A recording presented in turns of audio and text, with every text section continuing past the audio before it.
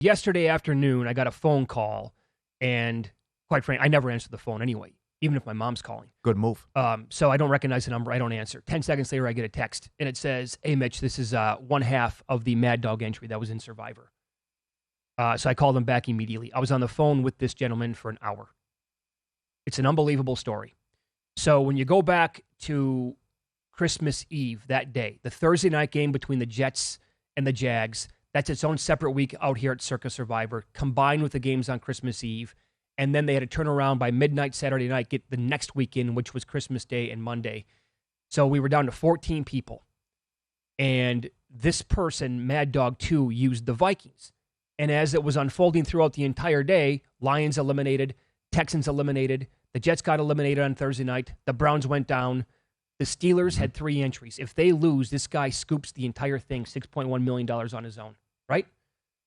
So I must point out a couple of things. First of all, I got a text with a little bit of the background briefly yesterday from his proxy, Brett, Winner's Circle proxy service out here in Las Vegas. Brett's a really good dude.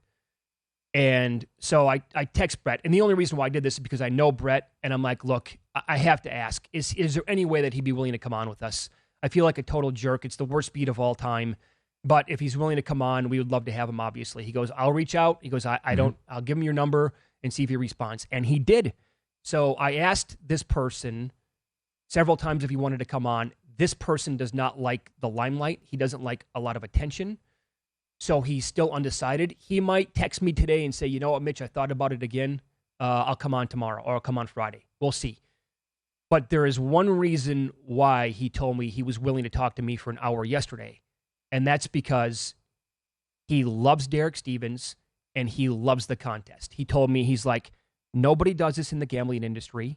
It's a juice-free tournament. He throws in a bonus, and I tell everybody that I can in the Dallas and Texas area that you got to play in this tournament because it's incredible. And that's the only reason why he was willing to share a little bit. And he said, like, the gambling community probably deserves to hear some of the story as well because it's such a bad beat. Like, you want to hear the good wins, but you also want to hear the bad beats, and that's why he was willing to share some of it with me. Should he have been here? Should he have anticipated this scenario? Okay, so he explained to me right out of the gates, before I could even ask him about hedging or getting off or whatever, he explained to me that he's in his 50s. He's been a poker player for a long, long time. He's been gambling for decades. Paulie, he told me that he has a high tolerance for pain. Oh. Does that answer your question? Okay. And a little bit of the background here, he takes a lot of risks in gambling. A couple of examples that he gave me. He had the Marlins to win the World Series in 2003, the year that Beckett was on the team and they were loaded. He got him at 40-1 a few months before the playoffs started. He never hedged and took the Yankees. Marlins won the whole thing. He had $3,000 on the Panthers at 75-1 to win the Super Bowl the year they made it against the Patriots. It's $225,000. Did not hedge a single penny. No. Not a penny. So again, the person I talked to was one half of the entry. He doesn't believe in hedging. Never has. The other person, that's the actual Mad Dog, he got down a little bit.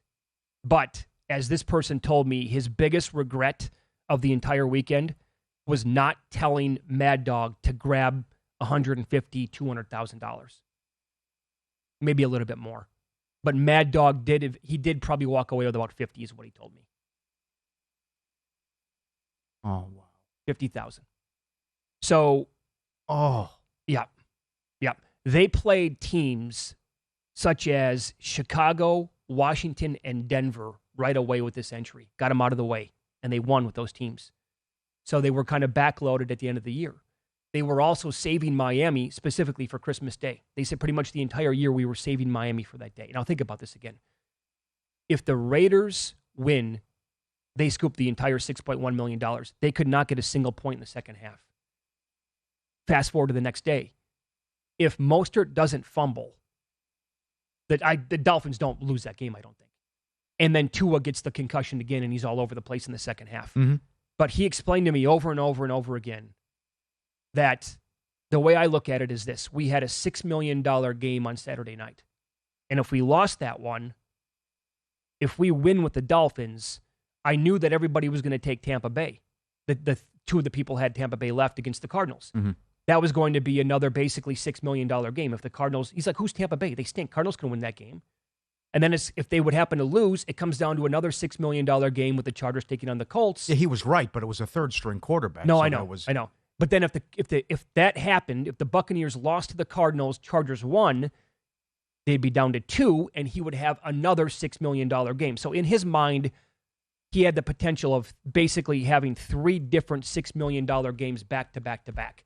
Part of the reason, again, why he did not hedge.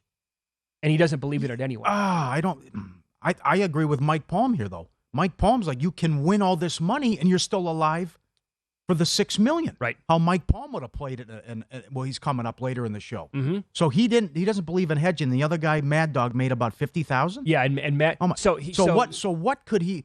Okay. Being in Texas, and we're rubbing elbows with these people in the blackjack tournament. Apparently, you have no problems getting down for mid-6 figures on an NFL game in Texas if you want to. I asked him specifically that question.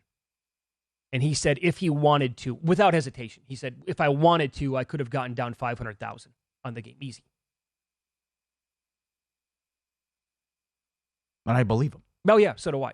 I was asked and being in the poker community. Like, if this happened to you or me, yeah. I mean, you could call David Baker. Absolutely. Sure. I call Daniel Negreanu. I've interviewed him before. Yeah, I would actually call Negreanu. I mean, the guys in the poker community understand this. Right. Stuff, I need and $1 million. They got the cash later. Yeah, you're right. I like what you said yesterday. Give me 50, I'll give you 60 back in 3 hours. Whatever, right? Whatever it is. Give me $1 million, I'll give you $1 million. Yeah. Whatever. Now, we also run in the same circles with a guy who says here you would not be able to get down that kind of money at 3 hours notice on a standalone game when the books are already heavy on Pittsburgh. We can kick that around too later, but right. I was asked that question too from several people last night, and I said I think that here in Las Vegas, like if you set it up in time, right? If you prepared for this, if you came here to Circa, if you went to some of the MGM properties, you could get down hundreds of thousands. I'm pretty convinced of that. Hold on. They'll take 200,000 here on the air. I know that, but I'm saying if you want like $1 million or $1.5 million on the game or something, Mike Baum said he put 1.5 on the game. They're not taking $250 from a guy off the street.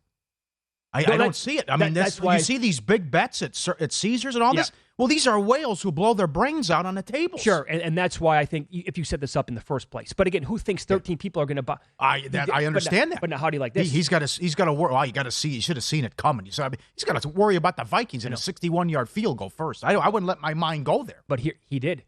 He did on Christmas Eve, the morning of the games. Again, this is one half of the Mad Dog entry that I talked to yesterday. Titans game could have been postponed. Here's the thing. He called Mad Dog and he said, we're winning the whole thing today. He had that feeling, right? Wow. Yeah. But that's where they kind of got screwed as well. The Titans game was pushed back. Yeah. They had to watch that unfold and develop, and it wasn't like that wasn't in the bag for Houston until late. Yes. And so because that game was pushed back, they only had 2 hours, maybe 2.5 before the Raiders-Steelers game started, and it's Christmas Eve. Yeah. Game started late, yeah. So because of the double whammy, by the way, and then the Dolphins go, I mean, you had to leave the house. How do you not just get out of the house for a while on Christmas Day after that happens? Yeah. Go lay on a beach for a couple of days. Oh, I would not even, I would have left. I would have told the wife, I'll be back. I don't know when. Yeah. I mean, you just have to understand. Ronnie Palm, after the Cubs blew it in 84 against the Padres. I need some time to myself. Yep. So Mad Dog himself played a little bit on the Giants versus Minnesota between 8,000 and 10,000. Okay. He played about 15 to 20,000 on Pittsburgh money line, and then whatever happened the next day as well. So he was able to he only had about 50,000. That was about it. Oh my God. Both guys, yeah. Yep. This just got worse. Worse.